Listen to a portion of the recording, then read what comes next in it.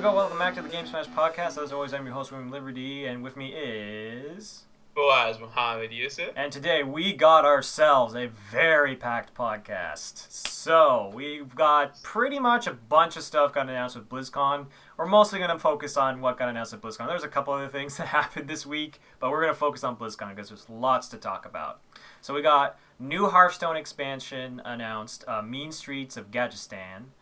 We got Diablo 3 Necromancer class announced, and also Diablo 1 remake being added to Diablo 3. Yeah. We've got new heroes coming to Heroes of the Storm, Varian and Ragnaros. We've got a Genji skin special event. And for Overwatch, we've got Sombra cinematic trailer. We've got Sombra gameplay reveal. We've got one new map being teased for regular. We've got a whole new mode, arcade mode, being announced. And then finally, we've got the Overwatch official league being announced as well. But before we get into all that craziness, let's talk about what we played this week. So I played 2 games of note. Now, I talked about a while, and Fawaz made fun of me about how I was going to wait on Titanfall 2. And that didn't work out very well. Basically, I was listening to another really fantastic podcast, and they were talking about how this game is as Fawaz likes to put it, the nicest thing since sliced bread. So, I kind of wanted to play it. So, you know how we saw the grappling hook in the trailers, and we thought that looked awesome? The grappling hook is amazing, and the speed of the entire game is amazing. And there's this really special feel of when you are doing good in this game, you feel amazing. And it has to do with how the parkour mechanics work, how the maps are designed, with wall running, grappling, dashing, freaking blinking. There is literally phase shifting in the multiplayer, and it is rad. And when you when you throw your grapple hook onto a Titan and go flying in, you feel like you're playing Attack on Titan, because it's freaking And I got one of my sick. And you know what I could tell I was having so much fun is that when I was playing this game, I actually recorded a clip of myself essentially grappling hook onto a ally Titan, jumping on the back, pulling out a grenade launcher, shooting at another enemy Titan, and we take him out. Then I look to our right, and we've got this guy setting up an energy barricade, and 2 people hiding behind it, and they're shooting. I grapple hook off the Titan, hook the top of the building, and sort of flank them from the side, but I hook it in a way that I go flying into the air above them. But they don't notice. I go flying down, I throw a flaming shuriken grenade, light them on fire, shoot them down while I'm flying down, jump off the building, turn a corner, and punch a guy in the face. You saved all of them. Yes, I saved all that, and I was so happy when it happened, because I was like, oh my god. But that's what I mean, is that there's something really special, and there is and this is not even talking about the single player. Single player is surprisingly strong. Okay. Like, I was actually shocked, because the first two missions are pretty tame. Like, you know, they're basically showing you, okay, this is how you parkour, this is how you shoot the guns, you know, this is how fighting in a Titan works, right? You know, they're kind of like letting you move in, you know? But when you get into, like, the 3rd and 4th level, that's when all the mechanics start coming to fruition. Because then you're wall running, you're jumping into BT, you're jumping out of BT, you're freaking doing sick, you're basically, like, you're getting access to cool things. I can't spoil it, because there is a moment where I was like, oh my god, this is an absolute insane mechanic for the single player. Okay. And I just, it doesn't really make a whole lot of sense, but it is freaking cool. And that's all I'm going to say about it. I haven't finished the single player completely. And boss battles. in this. There are boss battles in the single player, and they feel fun. And because it's Titan versus Titans essentially, and it's really, and obviously it's really cool because you get to basically, this is what happens when this loadout of a Titan fights against this loadout of a Titan, and go from there, and it's really really neat. And I was really surprised with the quality of the single player. Story's kind of dumb overall. It's tolerable. I really like the dialogue between BT and Jack Cooper. Best name ever. I like the dialogue between them, but the story of the game is a bit silly, and I enjoyed it more for the spectacle than for any story stuff. But I haven't finished it yet, so maybe there might be a crazy plot twist in the end that I think is really really cool. Yeah, don't hold your breath. Yeah, I'm not holding my breath for that. But yeah, no, Titanfall 2, man, that game is really solid. Really, really, really happy with that. And then the other thing I've been playing today is finally me and a couple of my other friends, we finally decided we needed a co-op game to play, right? So we decided to buy Warhammer Vermintide. And yeah, so you playing. Yeah, and Vermintide is a very interesting game because it is essentially Left 4 Dead in a Warhammer universe. Not 40K, the old Warhammer. So fantasy Warhammer essentially. And it's a lot more melee based, but there are guns. So there's a lot of interesting melee mechanics and stuff like that. And obviously, but there's like literally, there's a guy that spits acid at you. There's a guy that jumps on top of you and someone else has to shoot them off. There's a guy that grabs you and pulls you away. There's a super buff guy that comes in and takes a lot of damage to kill. It's like, they are not trying to be subtle at all. That's funny. But there is one thing that I really do like about it. And I think it's better in some ways than Left 4 Dead. Because one of the things about Left 4 Dead and Left 4 Dead 2 is that you keep playing those levels over and over again. And they change the spawning, and it's very hectic, and usually you can get a slightly different experience every time, right? Yeah. But it's still... You still forced with that limitation of like, okay, well, this is going to still be the same. So the cool thing that they do is that they give you a reward system in which your characters level up. You can equip items to them that give them bonuses. You can forge new weapons that have interesting abilities. Like there's one ability where you can get weapons that for every kill that you get, there is a 10% chance that you'll get health back. Ooh. There's other ones where it's like your shield... there's a blocking system in this game where it's like you have a limited amount of blocks that you can do before it needs to like recharge, essentially. Okay. So that you can't just hold your shield up and block everything, right? Mm-hmm. So there's other ones where it's like you get +2 to your block capacity and stuff like that, right? Yeah. And what it does is that it makes it a little bit more rewarding to go back and redo missions. Because it's like you're getting something out of it, You're getting a little reward out of it, which I like a lot.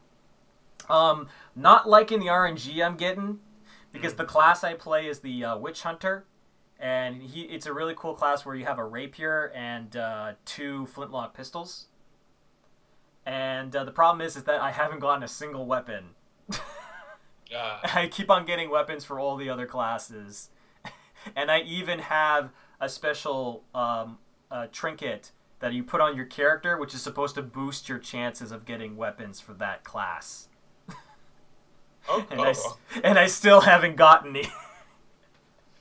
So I'm like, man, I am just lucky, super lucky. But other than that, that's really what I played this week. A lot of Titanfall 2 and a lot of Vermintide. But what about you, Fawaz? What did you play this week? Okay, so I I played. I've mostly played Overwatch. But to make things a little more interesting, because I mean, I think that's what I've played for the past like 3 weeks. I wanted to ask you a question. So I was playing a game a couple days ago, and I've been practicing my Genji, right? Yeah. And it was something that this Mercy player did, and it's something that I see a lot of Mercy players do that I personally don't think makes any sense. So we're pushing on King's Row. We're pushing the last point on King's Row, and the Mei is out of position. Yeah. She pushes too close to us, so then there's like 3 of us in this choke point, and we're about to kill this Mei. She's dead. Right. So Mercy flies in to try and save the Mei. Right now, Mercy can't out heal damage. The only character who Mercy can out heal is Winston.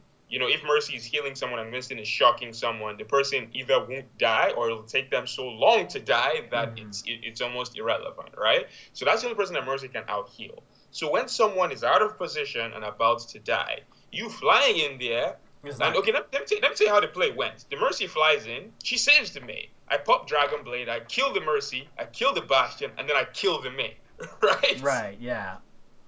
And then, for good measure, I killed the Genji too.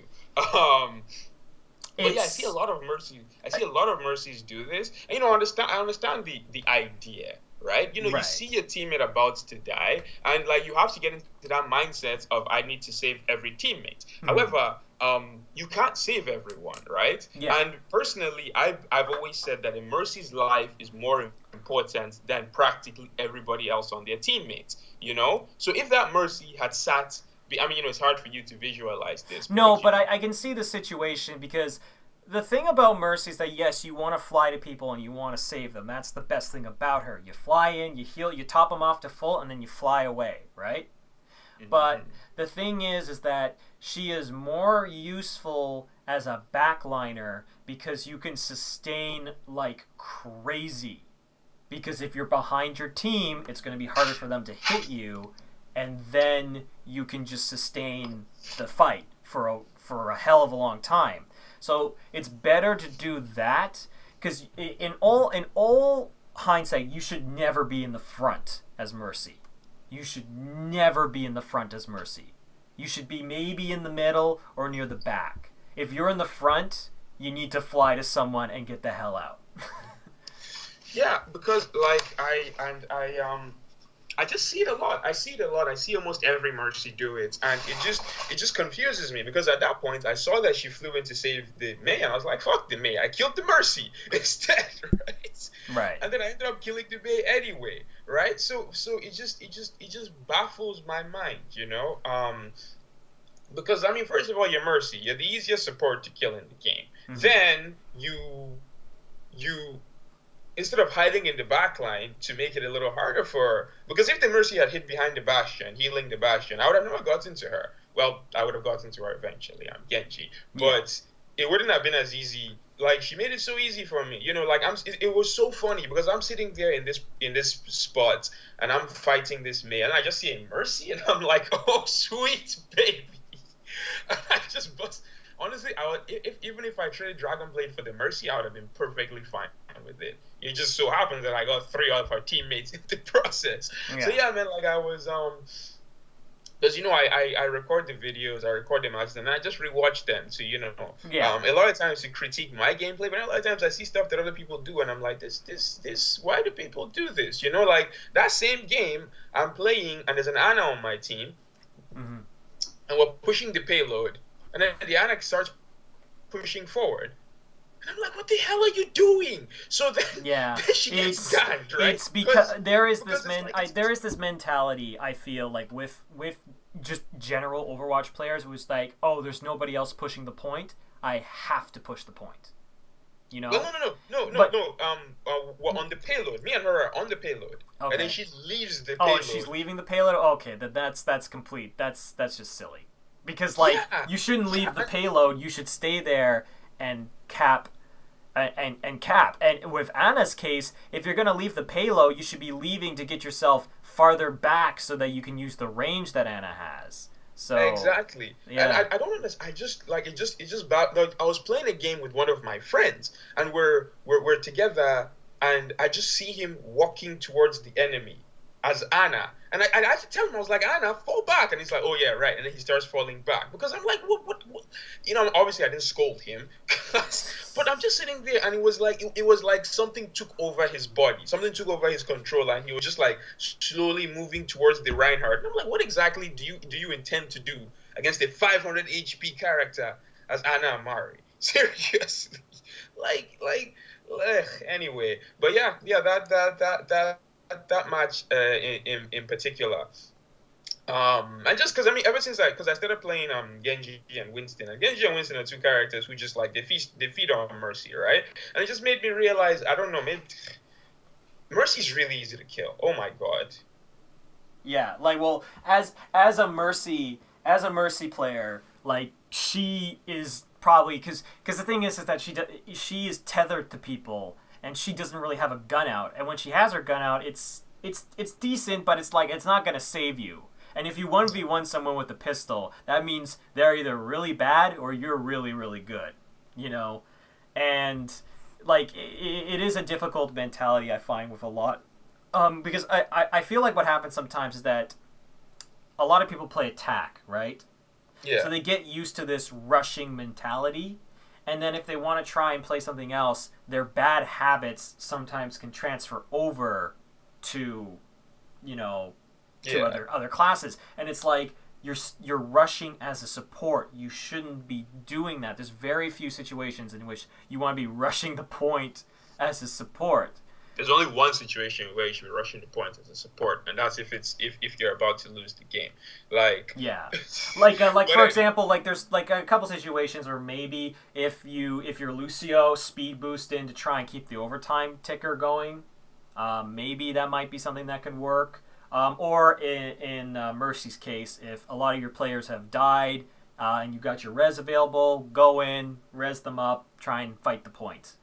Because at that point, it's either win or lose. So yeah, but that's what I meant by. Yeah, no. I know what you mean. If you're about to lose the points. Yeah. But yeah, that's just. I mean, I can go on forever, so I'm just gonna cut myself off here. You know, I was playing Overwatch. Look forward to seeing. I have a really, really, really good Winston video that I recorded. I think I got like 43 limbs as Winston. So nice. that was. Sorry, what'd you say? No, that's really good. That's really good. I wish I had recorded my soldier game that I got. Hindsight, man. Yeah, so I was quite proud of that. And then I had a Genji game. The Genji game was okay, but I finally hit like a decent Dragon Blade. Dragon Blade it's a lot harder to use than, because, you know, I watch a lot of pro play, and then you see like Shadowburn, who's probably the best Genji in the world, and he just pops Dragon Blade and he gets a 4K every time. Then I pop Dragon Blade and I get like 1K.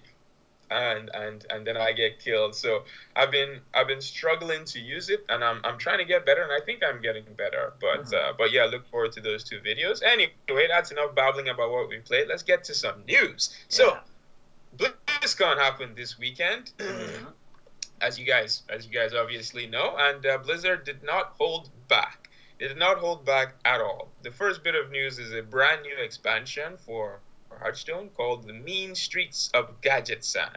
Yeah. So, it's your typical expansion. Nothing too crazy about it. It's set in a little bit of lore behind it, because I think I do appreciate the effort that they put into it. So, like, the expansion, you're technically exploring the Gadgetzan, and then Gadgetzan is being controlled by three major crime families: the Grimy Goons, the Jade Lotus, and the Cabal faction. Yeah. One interesting thing about these three crime families is that there is a gameplay element related to them, and that's the fact that they're introducing what Blizzard referred to as tri-class cards. So these cards are cards, they're, because you know how you either have your neutral card or you have your class specific card. Yeah, right? Yeah. So tri-class cards are a mid ground, and it's a card that can be used by only three classes. Each tri-class card is going to be tied to a faction. So the only one that they've revealed is the Cabal faction, which it's going to be Mage, Priest, and Warlock can use any of those cards. So it's gonna be interesting to see how this plays into their card choices, because it's going to be interesting to see how this plays into their card design choices. But yeah, that was about it. I was hoping we'd get a new class entirely. People have been praying for a Death Knight class for God knows how long, but not yet. Maybe one day. I thought that the theme was a little bit, but then again, like, because I find it like a little bit interesting how it's like when I think Warcraft, I think fantasy, right? And it's like the last two expansions, like the last one was just groovy 80s music, right? And this one is like old-timey, I want to say 30s kind of stuff. Swing, like swing kind of stuff. Yeah, it's like swing. Yeah, and it's like it's a little bit weird, but I like the tone. I like that it's a goofy tone, and that they're like the one thing that I always enjoy is I do like watching the trailers because they're always kind of they're small, they're fun, and it'll be interesting. But yeah, that's a really interesting thing with those tri-class cards, and maybe that will add that will add another dynamic to deck building and. Because I'm hoping that this new expansion is solid, because I know people had a lot of mixed feelings with Knight of whatever Kazakhstan or Karazhan. Karazhan. Really? People didn't like One Night in Karazhan? I know some people. Are you being sarcastic? Because I can't tell. No, Yorkshirean was not in One Night of Karazhan, if that's what you're getting at. No, but I think there were some people that were annoyed because there was a couple of more. Well, this is you were talking. We're not going to get into this because we've already talked about this on another podcast. But I know that they said there was some other cards that are kind of just bullshit RNG, but they were pretty bad. But I don't know. It will be interesting to see. Hopefully, it's a good thing, and maybe one day they'll win Fawaz back. Yeah, this time next year when your Yorkshirean cycles out, we'll see. Yeah, we'll see. But speaking of which, this stuff is coming out. It's supposed to come out in December, and I think the old set is cycling out. Crap. Blackrock Mountain and the Dust tournament is cycling out in January. So I love how you guys keep calling it the Dust tournament. I can't think of any card from that set that anyone is going to miss. I mean, there's probably something that I'm not thinking of. I liked Inspire. I had a lot of fun with my Inspire deck. It wasn't very strong, but I enjoyed it. But yeah, the next bit of news is Diablo 3. So first of all, probably one of the biggest disappointments for most people was the fact that there was no Diablo 4 at Blizzcon.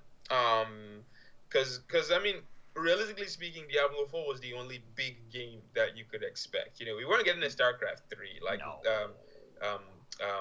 Legacy of the Void just came out a couple of months ago. We weren't getting a Warcraft 4. Legion is still going on right now. We weren't getting a sequel to Overwatch Hearthstone or Heroes of the Storm because those games aren't designed to have sequels. And we're probably not getting a new IP because we just got Overwatch this year. Yeah, we just got Overwatch this year. So Diablo 4 was really the only big thing. But for me, I was one or the other. I was like, either give me Diablo 4 or give me a big expansion for Diablo 3, and we didn't really get either, so that was kind of disappointing. I mean, they announced that they're remaking Diablo, the original Diablo, inside of Diablo 3, so it's gonna be like a little adventure that you can do in Diablo 3. They're keeping it classic. It's gonna have the 8-way movement as opposed to the full 360 degrees that you can do in Diablo 4, and you're gonna have an option to go with the shitty graphics of the early 2000s. Yeah. And then the other thing, and this kind of leaked, is that there's gonna be a new class coming to Diablo, the Necromancer class. Apparently, sorry? I was just saying Necromancer. Yeah, apparently this is a really popular class in Diablo 2, and people have been begging for it in 3 for a while. So yeah, we're getting it sometime in 2017. It's not going to be free though. They did mention that you're gonna have to pay for it. They didn't mention a price, and they didn't mention how it's gonna come. Whether it's just gonna be the Necromancer, or if it's gonna be a full-on Necromancer plus a couple of plus a couple of new stages or something like that. Similar to what they did with Reaper of of souls. Hopefully it's the latter, because if it's just the necromancer, I mean, personally, I haven't played Diablo since what, 2014. So I doubt that this is not going to be enough to bring me back. But yeah, it's better than last year where Diablo got nothing. So Yeah, well, yeah. honestly, I think I was like, okay, that's fine. It's a new class, and honestly, like, price is obviously a good. Like, if it's just the new class, and I think it should be at least under 10, maybe 5 or 6. Because if it's just a new class, I don't, because this is the thing that pissed me off, is I really, really didn't think that Borderlands should have been charging $10 for a new class in Borderlands 2. I thought that was way too expensive, considering that you could buy like actual levels and new weapon content for cheaper. So it's like, but yeah, no. I guess I was indifferent to it because like I've never really played a lot of Diablo. I hear it's good, and I know that a lot of people say that Reaper of Souls is really fantastic. Yeah, I liked it. Yeah, so I don't know. Maybe if there's like a super edition that comes down the line, I'll pick it up. But considering that I've already picked up 2 games this week, probably don't think I need to be picking up anymore. But still cool. Still cool stuff overall. Yeah, cool stuff. The next thing is okay. So this one is actually pretty funny. So they announced 2 new heroes for Heroes of the Storm, Varian Win and Ragnaros, right? Right. However, what's hilarious about this is how they announced Varian. So the dude comes on stage and he's like that. Oh yeah, we're going to, we've this hero recently gave his life, in the Legion expansion.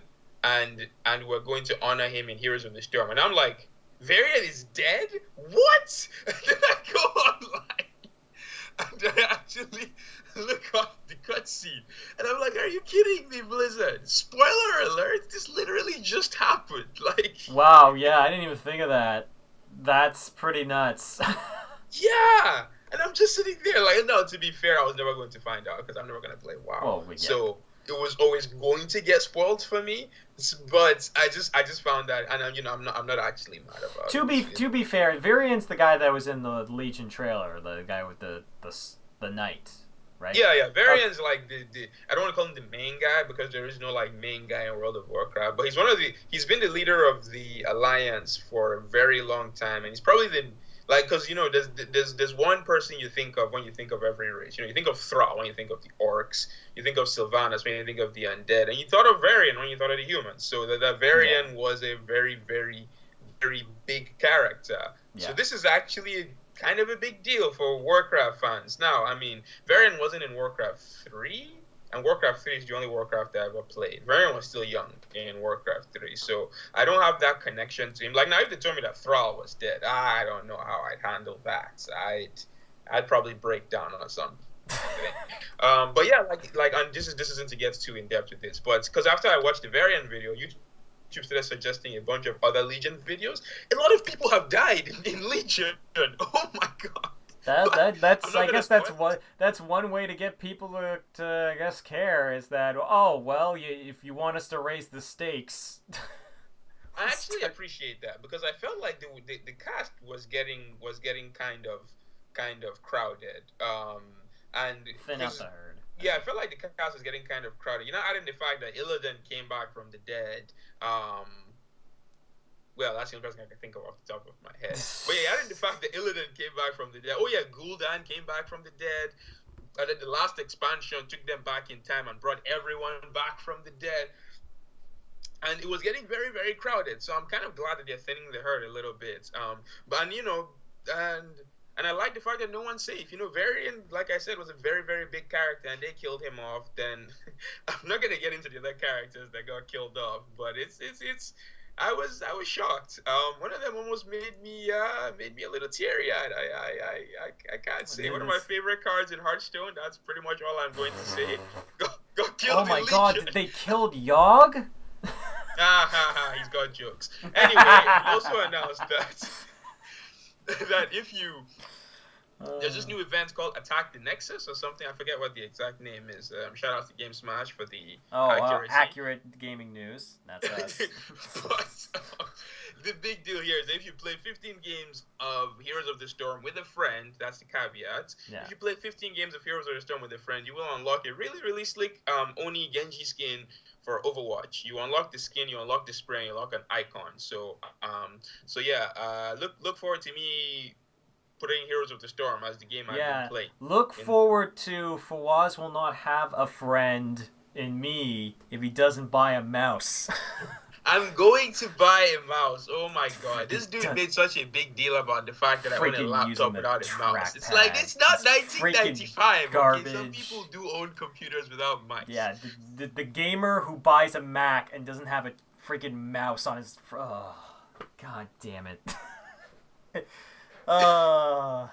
Sometimes anyway. There's some lettuces. It shouldn't bother me. It really shouldn't, but it just does. And I think that just has to do with the fact that my sister also uses a trackpad, and every time I'm just looking, man, this project you're working on would sure go faster if you had a mouse. This guy. Anyway, so now on to the big news. News. So Blizzard's newest darling, Overwatch, had a very big presence at BlizzCon. So let's get the obvious out of the way. Okay. Actually, did you watch BlizzCon live? No, I watched it after the fact, unfortunately. Okay, so this is how it happens. This one dude, I forget his name, he comes on stage in a very ugly shirt, and he's yapping on for like a good 10 minutes. And I'm like, dude, I swear to God, I'm about to buy a ticket to fly to LA and choke your ass if you don't start showing me something. And then he's like, okay, let's talk about Overwatch. And I'm like, oh boy, finally. And he's like, Overwatch had a really successful launch. Actually, let's rewatch this trailer of that launch. And I'm like, are you kidding me? Are you actually kidding me? I'm about to murder you. And then the trailer is playing, and then the trailer starts lagging, right? And I thought it was Twitch. And then the screen starts screeching. I'm like, oh my god, they actually did it. Well, of course they were going to do it. Of course, there was no other way that they were going to do it. They were like, you only get one chance to reveal a character like this. We don't care if she's leaked. We don't care if everyone sees it coming. We are doing it this way, and y'all are just gonna have to like it. Now, to be fair, I did enjoy it. It was, I enjoyed it like a cheesy kind of way, because once the screen started screeching, the whole crowd went wild because everyone knew what was happening. Everyone knew. Everyone's like, fucking finally, God. Finally.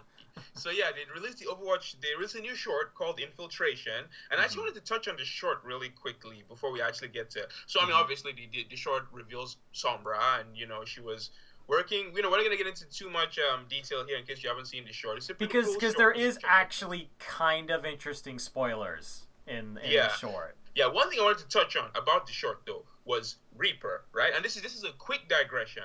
And that's the fact that Blizzard have kind of turned Reaper into a jobber in all of their animated shorts. Now, for people that don't watch wrestling, a jobber in wrestling was a wrestler whose sole purpose was to lose to other wrestlers to try to build up their profile. So that's like the bottom job when you're wrestling. Yeah, he is kind of a jobber. I do want to say one thing that I loved about it is that when he got mad at the end, he dropped his gun. And I was like, yes! I didn't even pick up on that. I was like, that's perfect. Funny. Because I saw so many comics of like, Reaper's been here. How can you tell? And it's just this giant line of tossed guns all over the place. So yeah, I do hope that in the future, and I understand why. If you actually look at it on a short by short basis, right? So he's been in 3 shorts. The first short he was in was the announcement short, and the heroes were not going to lose in the reveal short of Overwatch. Period. Right. Right. The second short he was in the short with Winston, and this was the first of the actual shorts. And Winston was not going to lose in the first short. That just wasn't going to happen. So then, okay, cool. Now this third short was kind of where I'm like, okay, now you guys are getting a little carried away. And I understand the issue is that there's only 3 villains now. There's only 3 villains in the game. So if they ever need to have the hero succeed, one of these three villains is going to have to fail, right? Exactly. And you could argue that at the, well, this is a bit of a spoiler, that Widowmaker, she succeeded in her short. Oh yeah. She succeeded in her short. I mean, if it wasn't for Widowmaker, Talon as a whole would be a bunch of jobbers. And you could argue, well, you could also, and I mean, we do know that Reaper does win some fights, and particularly the one against Jack, I think.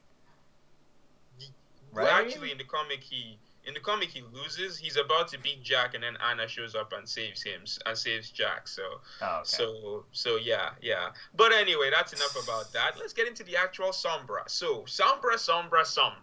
She is interesting. So how Sombra's kit works. Her primary weapon is a submachine gun.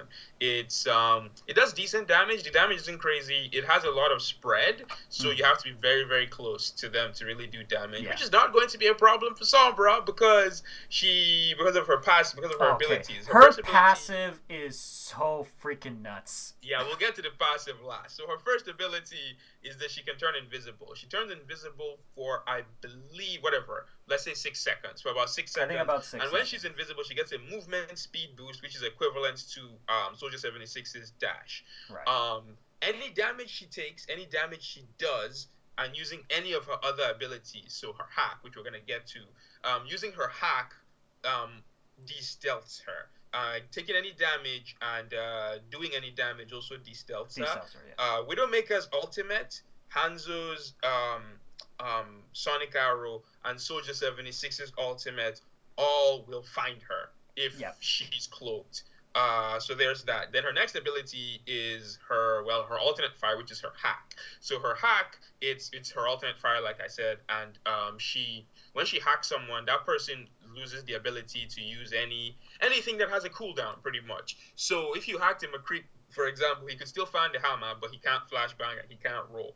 If you hacked Farah, she'd still be able to hover, but she wouldn't be able to jetpack anymore. Yeah.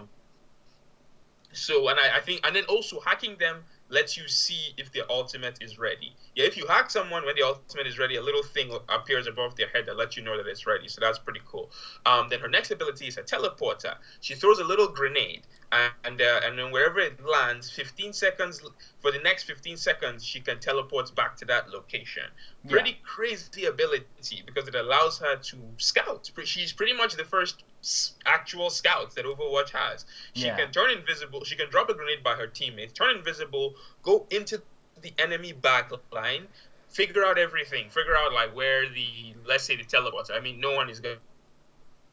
She's terrible. But let's say the teleporter. Figure out where the teleporter is. Figure out where Mercy is hiding. Yeah, figure out where the Mercy is. Say the Mercy has a red and she's hiding before the team fight. You figure out where the Mercy is hiding, and then your Genji or you just kill the Mercy. Then if they find you and the mission fails, you teleport back. You teleport back to the teleporter, and everything's good. She brings Then her ultimate is the one that's getting everyone really, really great upset. She does a Nova. She releases like a wave from her body, and anything caught within that wave gets hacked. So they can't use any of their abilities. They can't use their ultimates. They lose any ultimates that they're currently doing. So if you do that while Soldier 76 or McCree are doing their ult, they lose it. There's one thing, and this is, I've been hearing conflicting reports about this, but I'll just say this, for the record. Symmetra, Zarya, and Zenyatta lose their shields when she hits them with the EMP. Yeah. So Zarya drops to 200 HP, Symmetra drops to 100 HP, and Zenyatta drops to 50 HP. When you get hit with the it's a very devastating ult if pulled off properly. It is crazy. It doesn't go through shields. So if a Reinhardt has a shield up and you do it in front of him, it won't work. However, she can turn invisible and she can teleport. So getting behind a Reinhardt is not going to be a problem for this character. Yeah, right now. And then her passive. Okay, this is the thing that I think allows is nuts. her to see enemies through walls if they have 50% HP or less. So yeah, right now this character seems very, very, very strong. Now obviously it's really early. She's not even in the PTR yet. She's gonna hit the PTR on Tuesday, and she's probably gonna be live late late early November, December. probably. I Yeah. personally, as a console player, I don't expect her to hit consoles until December. Oh That's, no, yeah, it's I'm gonna. just saying that's my mind. Considering that Anna took so long to come out to Yes. consoles, like I'm gonna say Anna yeah, took a while. yeah. And Well, considering that Anna was a shit show when she hit consoles, I wouldn't be surprised if Blizzard took even longer to balance Sombra on the PTR before they put her before they released her live, because yeah. I mean Ambra is still a shit show. Sorry, Ambra. Anna is Ambra, still Anna and Sombra together at last. Ambra. Yeah, Anna is still a mess on live right now. So I mean, I doubt Blizzard wants that to happen again with Sombra. So yeah, I wouldn't be surprised if it takes them a very long time. Now, to be personally, I don't care. I just wanted to know what her abilities were. Yeah, I think at She's the end supposed to I be an was. offensive hero. I don't really Yeah. play offensive heroes, so I'm not that crazy. Now, Doomfist is the one that I'm gonna be itching for, because I'm mainly a tank player. So anyway, that's getting ahead of Well, ourselves. honestly, yeah, I mean, how do you feel about Oliver. I think about Sombra is Sombra's strong. Like she's really, really, really strong, and I think also the one thing she reminds me a lot of in some ways is Tracer.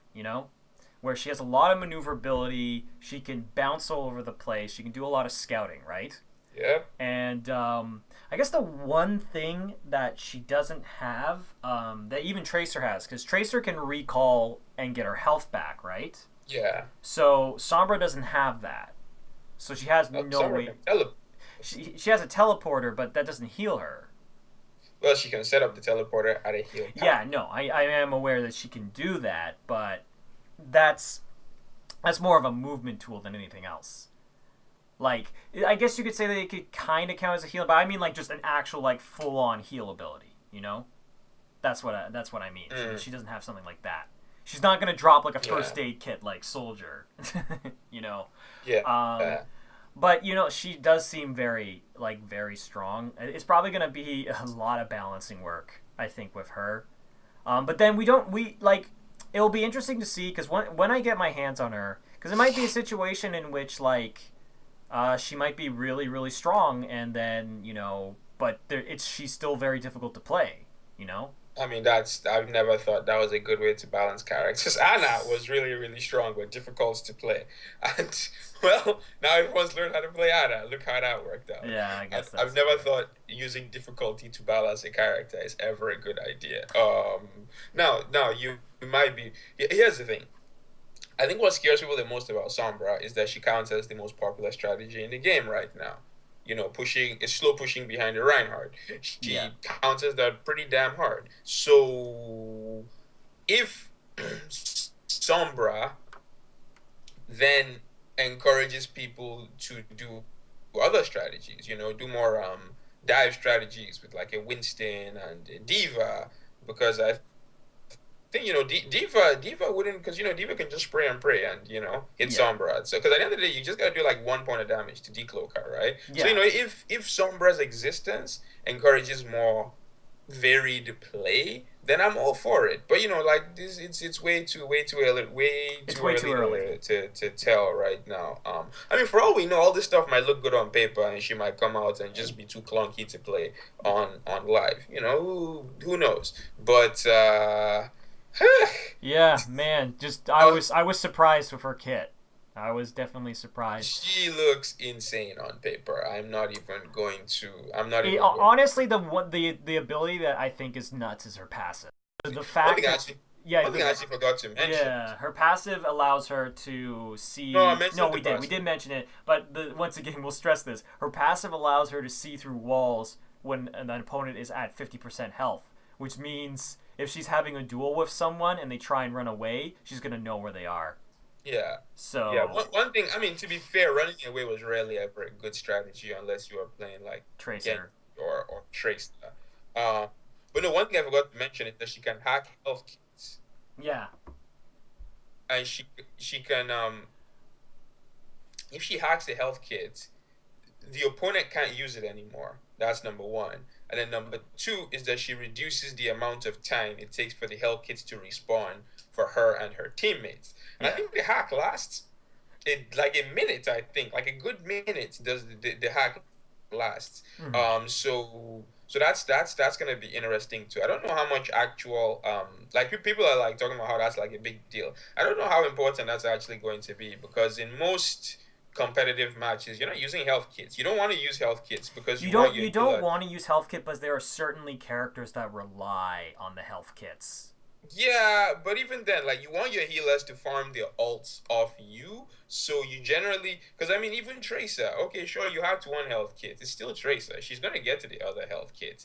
She's gonna get to the other health kit before you get there. So, and I mean, I think the person who's probably gonna hate this the most is Genji. Yeah. But yeah, like, because I mean, the tanks, I never used health kits when I No, played. the tanks. I'm not. This is not gonna affect the tanks. This is going to affect some of the attackers, though. Yeah, For you need sure. 3 large health kits to heal up as a tank. You just never use them. Yeah. But yeah, we'll see. She has a very one thing I do like about her, and this is the thing I liked about Anna, is that they both introduce brand new mechanics to the game. She introduced stealth, and for better or worse, she introduces the hacking mechanic, and she introduces it's basically silence. Essentially, it's very similar to a mechanic in League of Legends in which characters can silence other champions in which they can't use their abilities for a certain amount of time. Yeah. So she introduces stealth and she introduces silence. So that's gonna be interesting. A couple of other things that they revealed at the panel. A new map is coming to Overwatch. Well, 2 new maps. The first new map is a control point map, which I believe is Blizzard's term for King of the Hill. Basically. Unfortunately they didn't show us because it's not coming till December. So keep your eye out for that. However, the big thing is that we're getting so first of all, 1 hero limit is coming to quick play. So quick play is pretty much becoming just an unranked version of ranked, which I quite like, to be completely honest. I like this because there's not that middle ground. Like you have your area for goofing around, which is quick play. You go into matches with like 7 Widowmakers, but then there's no place, there's no middle ground for if you want to practice, but you don't want to jeopardize your rank. Exactly. So hopefully that's what quick play becomes now. But then for all the people who want to stack, six Torbjorns, Blizzard is introducing a brand new mode called Arcade Mode. Mm-hmm. Now, how arcade mode works is that it's a bunch of different game types, all wonky game types. There's going to be arcade mode specific maps, one of which is a brand new ice map that's hitting the PTR on Tuesday as well, in addition to arcade mode. The brawl is going to be, all the old brawls are going to be under arcade mode, and they're going to be seeing what brawls are more popular than others and, filtering some out and, making more that are like the popular ones. Right now, and they're gonna be trying out crazy modes with arcade mode. Right now, the modes that we know of are the 1v1. So you have a best of 7, I think, or best of 9. Yeah. Best of 9, 1v1 mode. Both of you pick the same hero, and y'all just go at it. 1v1 me, bro. Then you've got the 3v3 mode. It's a best of 5. What's interesting about this mode is that you are locked into your lineups. There's no hero switching. Once you leave spawn, you are locked into that lineup until the end of that round. And then finally, there's like a 6 versus 6 free for all mode, which is pretty much the old quick play. You can hero switch, you can hero stack, everything. And then there's also going to be the brawls, and they're introducing an element where if you play some of these arcade modes, I think once a day or once a week, you get a free loot box. And if you win for every 3 matches you win, you get a loot box. So that's pretty cool. I had been asking for this for a while. For a really long while. So I'm really glad that they implemented something similar to this. Because one of the problems I had with the brawls is that I never felt inclined to do the brawls as much as I did the tavern stuff in Hearthstone. Because in Hearthstone they had goofy modes as well, where it's like you have a deck with 1 cost minions for everyone, right? Yeah. And I enjoyed doing that because, one, it was a goofy mode, but the reward I got for winning was a free pack, right? Yeah. So that was a nice little cherry on top, and it gave me incentive to actually want to play the brawls. Now, why I like this is because they're essentially implementing something similar. It's like, hey, do you want to play this goofy mode? We'll give you a free pack for every 3 wins, or something like that. And that will also speed up because I know unlocking packs isn't super hard in Overwatch, but sometimes if you go on a losing streak, your experience bar at higher level is not going to go far. Yeah. So this is a nice little thing for people who just gotta get those packs. Gotta get those packs. But overall, I think arcade mode looks pretty solid as like a separate thing, and I think it's overall a really good addition. Probably not going to be touching it. Yeah, that's fair. That's fair. But I like that it exists because Yeah. there's always going to be people where it's like, man, I don't want to have to like. I don't want to have to like really I'm having a rough day. I'm really tired. I'm not in the super competitive like mindset, you know. I just Yeah. want to play Overwatch, but I just want to do goofy stuff. So now there's an entire mode for those kinds of people, and I'm fine with that. So I think it's a really good addition. So I'm actually really happy that they're adding this. And then the Same. last thing that we're getting is we are getting an official Overwatch League. So cool. Okay, let me get into the details. So so Blizzard announced some of the details of the Overwatch League.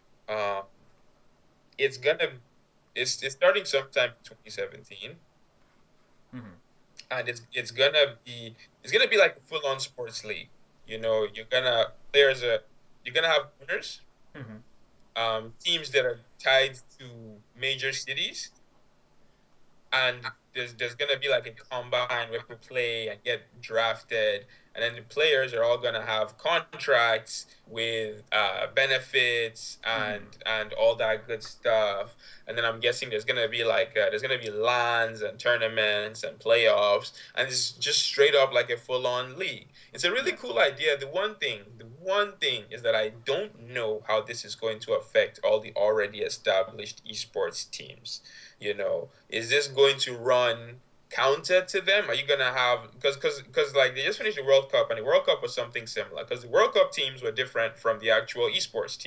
They're gonna be doing You're gonna have the esports teams, and you're gonna have your Overwatch League teams. Mm-hmm. I, I'm not sure how this is going to work out, but on paper, it's a really cool idea. It's very what's that word I'm looking for?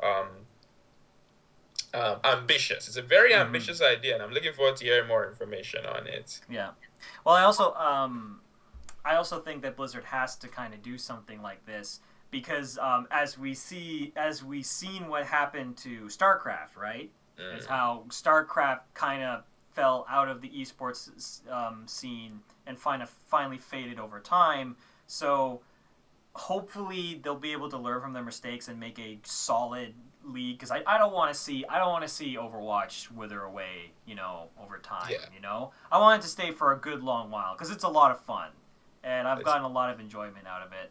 So if they do this properly, will be a really really good thing. Hopefully maybe these other teams will be able to be integrated into this new league in some sort of way, shape, or form. I don't know, because my know-how about how these kind of things work is very limited. So honestly, I hope that it's going to be good, and that it's just going to just make Overwatch even more popular.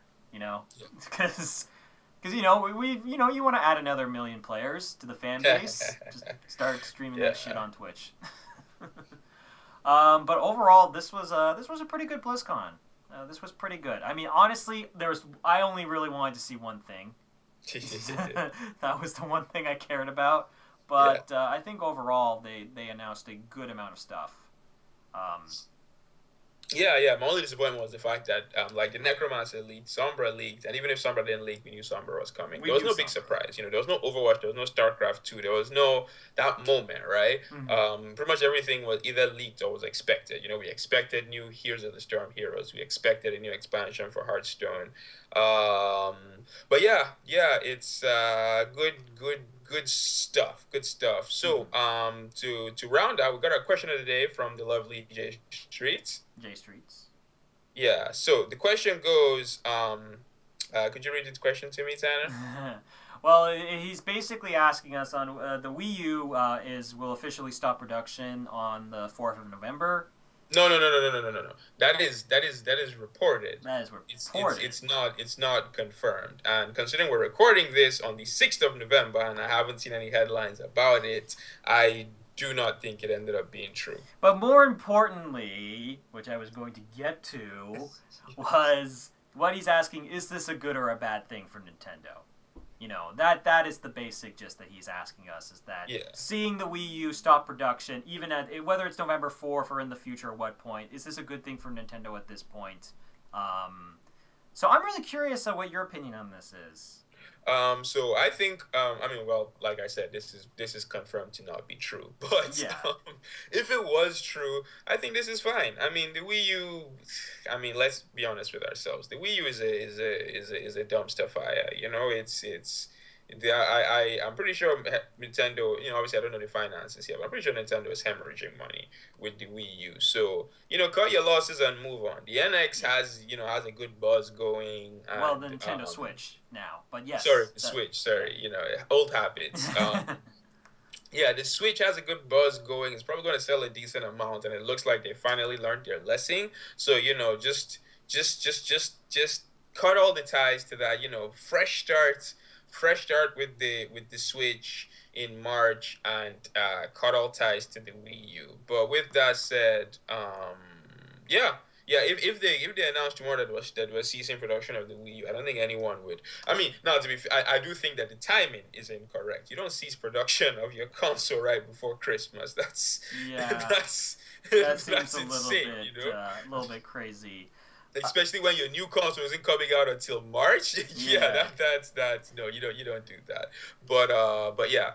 I think this would have been a good move if they had done it in January or something like that. Well, I wouldn't have been happy with that, because if they had done this, I'm fine with it now that we know what the Nintendo NX is now, which is the Switch. I'm fine with hearing this news now, because we know we know about the thing that is coming. We know when it's coming out, right? So I'm fine with it now. I don't know if doing this in January would have been the best, but even so, as someone who has a Wii U, I understand how some people could be like, oh, I don't want to. If they're stopping production, that means the Wii U's not going to get any. This is going to completely halt on any sort of stuff being made for it, right? Yeah. And I'm at the point where it's like, you know what, Nintendo, considering all the shit that happened with the Wii U, that we were able to still get a couple of really good games on it. Yeah. I think it sucks, but they need to make the Nintendo Switch a hit. They really, really need to, and I really, really want them to. And if cutting production of the Wii U makes it that they have more money to spend on making the Switch better, then I'm all for it. It's basically, I'm thinking of more like less money into production of Wii U's, more money into making the Switch better. Yeah. That is what I see. So I don't really see it as a bad thing. I think it's overall it is a good thing, because if they're using the resources that instead of using resources on the Wii U and moving some of those resources into the Switch, then I think it's going to be a good thing, because I want the Switch to be successful. I really, really want the Switch to be successful, because the Wii U, my Wii U just makes me sad, because there are actually a good amount of good games on the Wii U. It's just that the console itself kind of sucks. So that's why I want the Switch to kick ass. So it's kind of interesting, because I feel, depending on the price, I will probably get a Switch. Because I have a strong feeling that Monster Hunter 5 is going to be on the Switch at some point. So I will just be obligated to get it, regardless. But honestly, I think it's a good thing. But good question, Jay Streets. Always good question. The other question, just a quick one from Lobster Monk. He's asking us if we will ever be able to get our podcast on iTunes or Spotify. I know it's very difficult to actually get less popular podcasts than our amazing quality podcast onto iTunes, but I have been looking into it, and I think I might be able to. Instead of iTunes, I'm looking into probably setting up a SoundCloud account, in which you can download the MP3s directly, and if you want to like put that on your phone and listen to it on the commute, that can be something that I'm going to try and implement for future podcasts. Smart. So I will try and do that because it makes sense. It makes sense, and I totally understand where it's like it's in some ways that's the best way to listen to a podcast is when you're on transit. But yeah, I'm gonna look into that, and I will keep you posted. I'll keep everyone posted. But if you got a comment or question, don't forget to leave it in the comment section. We'll make sure to answer it in the next podcast. And as always, this was your host, William Liberty, and Fuaz Muhammad Yusuf. And we'll see you guys next time. Take care.